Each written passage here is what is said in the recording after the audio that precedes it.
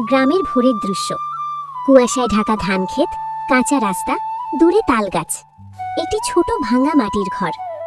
ঘরের সামনে 7 বছরের অনাথ মেয়ে ময়না। ছেঁড়া জামা, কাঁধে ছোট কাপড়ের ব্যাগ। তার চোখে কষ্ট আর নীরবতা। ময়না পুকুর থেকে কলসিতে জল আনছে।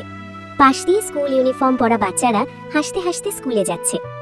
ময়না থেমে দাঁড়িয়ে তাকিয়ে আছে, চোখে লুকানো স্বপ্ন। নরম বাতাসে তার চুল উঠছে। দিনের দৃশ্য।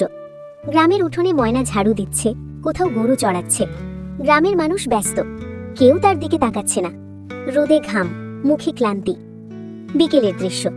সূর্য ডোবার সময় মাঠের ধারে একা বসে ময়না। আকাশ লাল কমলা রঙের। সে হাত জোড় করে আকাশের তারার দিকে তাকিয়ে ফিসফিস করে কিছু বলছে। রাতের দৃশ্য। কুপির ম্লান আলোয় ময়না মাটির ঘরের ভেতরে বসে। হঠাৎ দরজায় আলো পড়ে। গ্রামের এক বয়স্ক মাস্টারমশাই হাসি মুখে দাঁড়িয়ে। তিনি ময়নার হাতে একটি পুরনো বই দেন, মাথায় হাত রাখেন।